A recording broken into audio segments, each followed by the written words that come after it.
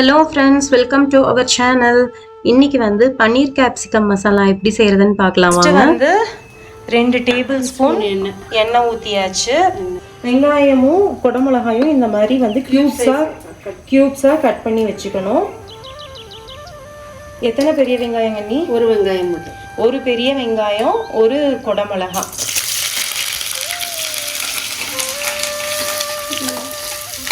ஒரு நிமிஷம் பெரிய வெங்காயத்தை இந்த கியூப்ஸை வந்து வதக்கிட்டு அப்புறமா இந்த குடமிளகாயை ஆட் பண்ணிக்கலாம்.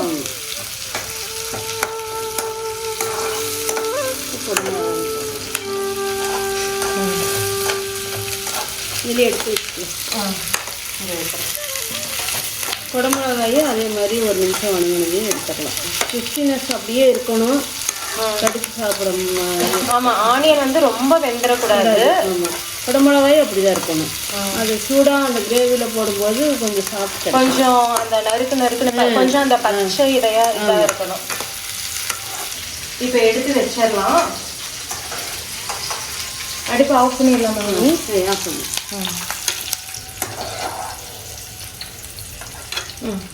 இப்போ அடுத்தது வந்து அதே எண்ணெயில 3 பெரிய வெங்காயமும் 3 தக்காளியும் நீல வாக்கில் கட் பண்ணி வச்சிருக்காங்க. இப்போ அதை வந்து நான் போடுறேன்.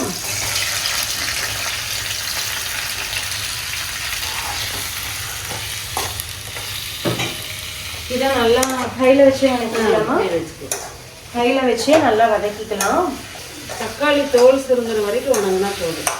ஓகே.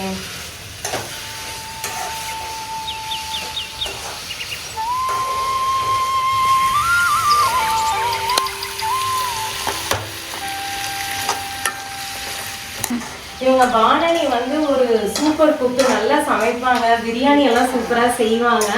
அப்புறம் இந்த வடை எல்லாம் நல்லா சுடுவாங்க. அதனால தான் இன்னைக்கு வந்து பானனியை வந்து கிரேவி பண்ணுங்கன்னு சொல்லியிருக்கேன் நான். தோல் வந்து உறிஞ்சி வர அளவுக்கு வணக்கினா போதும், எடுத்துடலாம். தக்காளி தோல் இப்போ உறிஞ்சி வந்தாச்சு. இப்போ நம்ம வந்து இது அடுப்புலேருந்து ரிமூவ் பண்ணிடலாம். இதுவும் நாங்கள் ரொம்ப நேரம்லாம் வதக்கல, ஒரு 3 நிமிஷம் வதக்கியிருப்போம் இல்லையா? பாருங்க, தக்காளி தோலெல்லாம் வந்து நல்லா உறிஞ்சி வந்திருக்கு. ஸோ இதை எடுத்து கூல் பண்ணிடலாம். இதில் வந்து பார்த்தீங்கன்னா ஒரு 15 பல் பூண்டு, அப்புறம் இஞ்சி வந்து ஒரு 2 இன்ச்சு, 2 பீஸ் 3 பீஸ் இருக்கும். இதை இதுலேயே போட்டுடலாம். இதில் போட்டு நல்லா ஆறுனதுக்கப்புறம் ஒட்டுக்கா மிக்சியில் போட்டு அரைச்சிட வேண்டியது தான்.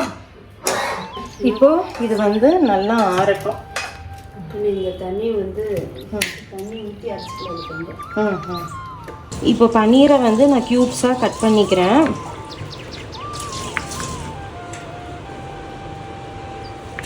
அனி சைஸ் போதும் இல்லை? போதும்.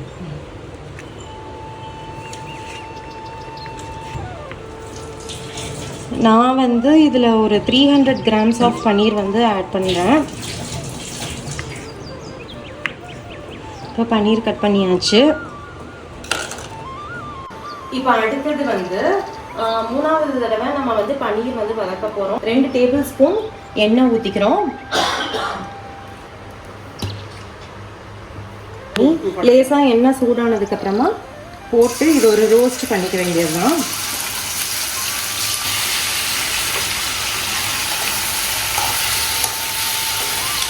லைட் கோல்டன் கலர் வந்து எடுத்துடலாம். உடையாமல் ஃப்ரை பண்ணலாம்.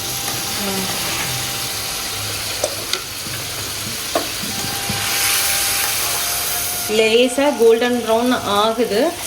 இப்போ வந்து நம்ம அடுப்புலேருந்து ரிமூவ் பண்ணிடலாம் பன்னீரை.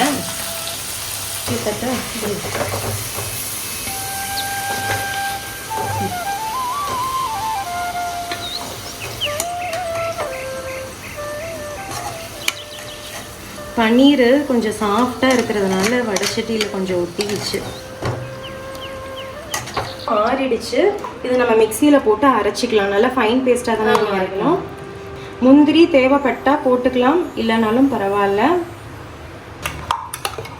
வெங்காயம் தக்காளி, வதக்கிய வெங்காயம் தக்காளி இஞ்சி பூண்டு சேர்த்து அரைச்சது பேஸ்ட் பண்ணி எடுத்து வச்சாச்சு. இதுலேயே அந்த அரைச்ச பேஸ்ட்லேயே ஒரு 1/4 டீஸ்பூன் மஞ்சத்தூள் ஆட் பண்ணிக்கிறேன். 2 டீஸ்பூன் மல்லித்தூள் ஆட் பண்ணிக்கிறோம். 1 டீஸ்பூன் தனி மிளகாத்தூள் நான் ஆட் பண்ணிக்கிறேன். சின்ன ஸ்பூனாக இருக்கிறதுனால நான் 2 ஸ்பூன் ஆட் பண்ணிக்கிறேன். இப்போ அந்த அரைச்ச பேஸ்ட்டோட மசாலா பவுடர்லாம் ஆட் பண்ணி ரெடியாக வச்சாச்சு. பேஸ்ட்டோட மிளகாத்தூள் மல்லித்தூள் மிக்ஸ் பண்ணிக்கலாம்.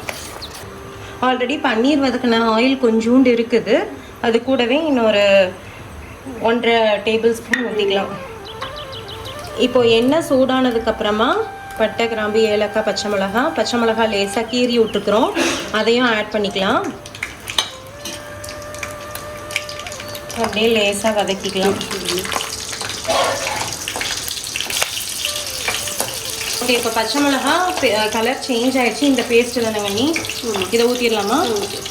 இதை ஊற்றிக்க போகிறோம். வாசம் வருது. கொஞ்சம் தண்ணி கலந்துக்கணும். இதில் கொஞ்சம் ஊற்றி அது ஊற்றிருக்கணும். பச்சை வாசனை போக எண்ணெய் பிரிஞ்சு வர அளவுக்கு இந்த பேஸ்ட்டை வணக்கணும். போடுங்க. இப்போ தண்ணி ஊற்றி கொஞ்சம் அப்படியே மிக்ஸ் பண்ணி இதையும் ஆட் பண்ணிக்கிறோம். மீடியம் ஃப்ளேமில் வச்சு எண்ணெய் பிரிஞ்சு வர அளவுக்கு வணக்கணும். தட்டு போட்டு மூடிக்கலாம். நல்லா கலர்ஃபுல்லாக இருக்குது. இப்போ இது தெரிக்கும் கொஞ்சம், ஸோ தட்டை போட்டு மூடிக்கலாம் நம்ம. இப்போ வந்து பார்த்தீங்கன்னா ஒரு 12 நிமிஷம் மீடியம் ஃப்ளேமில் வச்சு நல்லா அது சுண்டி வர அளவுக்கு வச்சாச்சு. கிரேவி எந்த அளவுக்கு நமக்கு வேணுமோ அந்த அளவுக்கு தண்ணி ஊற்றிக்கிட்டு சால்ட்டு கொஞ்சம் சுகர் போட்டு தண்ணி ஆட் பண்ணுறேன். அது ஊற்றி ஃபுல்லாக ஊற்றிட்டேன். 200 ml தண்ணி ஊற்றிப்போம். 1 டம்ளர் நான் தண்ணி ஆட் பண்ணியிருக்கேன். முதல்ல வணக்கும் போது இப்போ தெரிக்குங்கிறதுக்காக தட்டு போட்டு க்ளோஸ் பண்ணிடணும். ஆமாம், ரொம்ப தெரிக்கும். எண்ணெய் பிரிஞ்சு வர்றது முன்னாடி. ஆமாம், அது கொதிக்கும் போது அந்த 15 மினிட்ஸ் வந்து லிட்டு போட்டு நம்ம க்ளோஸ் பண்ணிடணும். அப்பப்போ வந்து கிளறி விட்டுக்கணும். சால்ட் தேவையான உப்பு ஆட் பண்ணிக்கிறேன். 1 டீஸ்பூன் நாட்டு சர்க்கரை ஆட் பண்ணிக்கிறோம். நம்ம பன்னீர் கிரேவினாவே கொஞ்சம் ஸ்வீட்டாக தானே இருக்கும், ஸோ அதனால் நம்ம கண்டிப்பாக சர்க்கரை ஆட் பண்ணால் தான் கிரேவி வந்து நல்லா இருக்கும். இந்த சமயத்தில் உப்பு காரம் சரியாக இருக்குதான்னு பார்த்துக்கணும். இப்போ பபிள்ஸ் வருது. இப்போ வந்து வதக்கி வச்ச பன்னீர் ஆட் பண்ணிக்கிறோம். அடுத்தது வந்து வதக்கி வச்சிருந்த இந்த ஆனியன் கேப்சிகம் அதையும் ஆட் பண்ணிக்கிறோம். இதுக்கு மேலே கரம் மசாலா ஒரு 1/2 டீஸ்பூன். இதில் வந்து ஒரு 1/2 டீஸ்பூன் கரம் மசாலா ஆட் பண்ணிக்கிறோம். இப்போ ஆல் செட் கிரேவி ரெடி ஆகிடுச்சு. ஒரு கொதி வந்ததுக்கப்புறமா கட் பண்ணி வச்சுருக்கிற கொத்தமல்லி தழை அப்புறம் கசூரி மேத்தி போட்டு தூவி இறக்கிற வேண்டியது தான். கிரேவி வந்து கொதிச்சு இருக்கு, ரெடி ஆயிடுச்சு. இப்போ வந்து கொத்தமல்லி தழை போட்டுடலாமா? இப்போ நான் வந்து கொத்தமல்லி தழை போட்டுக்க போகிறேன். கொஞ்சம் நான் நிறையாவே ஆட் பண்ணுறேன், நல்லாயிருக்கும் டேஸ்ட். அடுத்தது கஸ்தூரி மேத்தியை இப்படி கசக்கி விட்டு போடணும். வாசனையே சூப்பராக இருக்குங்க. நீ வாசனை சூப்பராக இருக்கு. நான் ஆஃப் பண்ணிடுறேன். நான் ஆஃப் பண்ணிடுறேன்.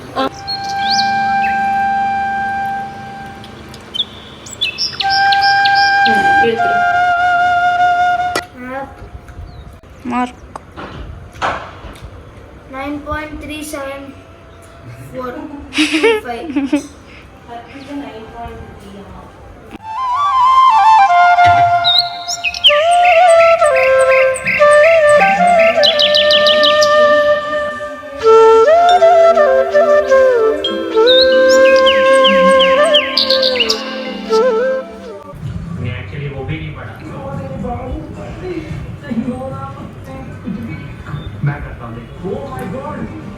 சூப்பராக இருக்கும். நல்லா இந்த குடமிளகாயோட கிரன்ச்சினஸ், பன்னீர் செம சூப்பராக இருந்துச்சு. அண்ணி சூப்பராக இருக்குங்க நீ கிரேவி.